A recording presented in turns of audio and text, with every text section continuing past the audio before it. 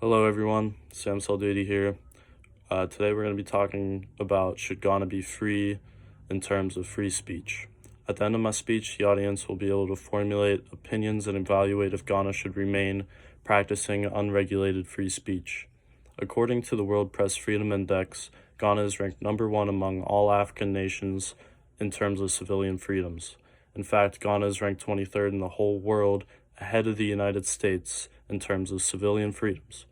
So this looks pretty good, but Ghana has their fair share of social freedom problems. So how is that? Before we could start, we must understand how Ghana became a democratic nation. So Ghana gained its independence in 1957.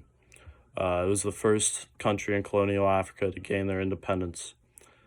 According to Professor Jacob Narko, University of Cape Coast, in his 2019 article, Ghana's constitution is meant to protect the media but does it, he wrote, Ghana had 3 civilian heads of state interspersed with military leaders.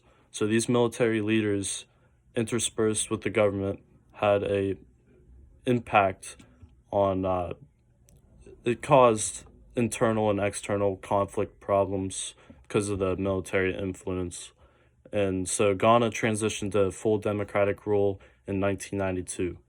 This transition, as well as natural resources, gold and cocoa, helped fuel an economic boom. With the economic boom, helped fuel a technological boom. So now there was public radio, public TV, and newspapers were made widely available. Ghana was considered to be one of the most stable countries in West Africa, and freedom of expression is now protected in the Constitution as of 1992. So now that you know a little bit about Ghana's background, we can look at some of the problems they've faced. Now, the freedom of the press issues.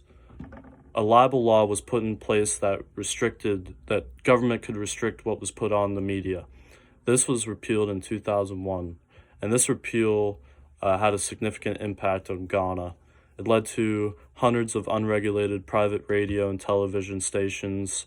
Internet accessibility became common among all the citizens. So no regulation, graphic images were circulating around, violent crimes and other illegal operations abused the internet powers, and there was fake news, credibility issues. You never knew what you were really reading because nobody could confirm sources. According to Julius Endert, member of the organization Speak Up Ghana, in his 2018 article of Digital Backlash Threatens Media Freedom in Ghana, suggested the repeal of the criminal libel law opened the floodgates for irresponsibility on the part of journalists. The situation is worsened by mounting concern over the corrosive culture of discussion on the internet. Any space that is not properly regulated leaves room for abuse. So this leads us to ask, should government have control? Well, there could be some positives. They could regulate online crimes, filter graphic images and other obscenities, and establish credible media resources. But government regulation could also have a negative impact. Government may regulate media too much. According to the Wajaku Egbunike of Feathers Project in Nigeria in his 2019 article of With Its New Law in Place, Will Ghana Go the Way of Nigeria, suggests, as the Nigerian experience has shown, the passage of law is one thing, but its implementation is another. Too many regulations may lead to other freedoms lost. According to Kwame Ramon of Anti-Corruption Resource Center in his 2019 article of Overview of Corruption and Anti-Corruption in Ghana, corruption exists on all branches of Ghana government. There is often a lack of accountability in cases of violence against women and children, including human trafficking. And then citizens may rebel.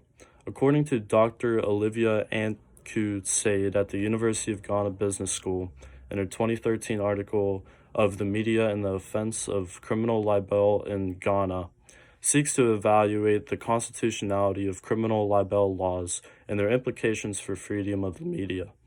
This article brings to fore the implications of reintroducing such laws into the Ghanaian legal system. It argues that the reintroduction of these criminal libel laws would contravene the letter and spirit of the 1992 Constitution of Ghana, thus unconstitutional. So to wrap up, let's review why or why not you believe Ghana should remain with unregulated free speech. The newly developed nation of Ghana has thrived in delivering freedoms to their people. Ghana is constantly at the top of the rankings in all the countries in terms of social freedoms, but has their government done enough for their people to protect them? Unregulated media allows for many problems such as crime and fake news, but government regulation may also have a negative impact on the country. Ghana faces issues both with unregulated and regulated media. What do you think they should do? Thanks for listening to my informative speech, and I wish you guys good luck.